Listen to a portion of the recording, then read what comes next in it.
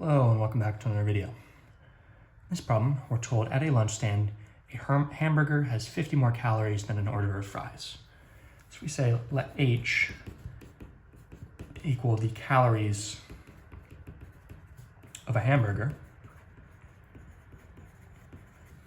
and let F equal the calories of fries. We know that a hamburger has 50 more than fries. Therefore, for H, the calories of a hamburger is equal to the orders of fries plus 50. We're also told 2 hamburgers and 3 orders of fries have a total of 1,700 calories. So 2 times the calories of a hamburger, so 2H, plus 3 times orders of fries calories is 3F.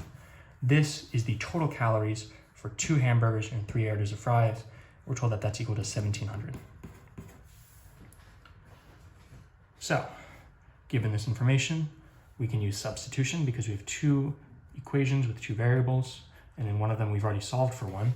So where we see H is equal to F plus 50, we see H in this equation, and we can plug in F plus 50. So we have 2 times H, F plus 50, plus 3F is equal to 1,700. So distributing, we have 2F plus 2 times 50 is plus 100, plus 3F is equal to 1,700. Subtracting 100 from both sides, these cancel out. On this side, we're left with 2F plus 3F. 2 plus 3 is 5F is equal to 1,700 minus 100 is 1,600.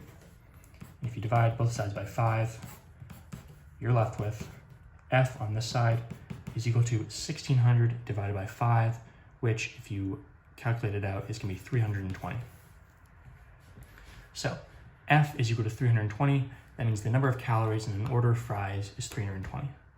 We're not asked about that, though. We're asked about how many calories does a hamburger have. And a hamburger is F plus 50. Therefore, the hamburger is 320 plus 50, which is 370, which is going to be your final answer. As always, thank you for liking and subscribing, and I'll see you in the next video.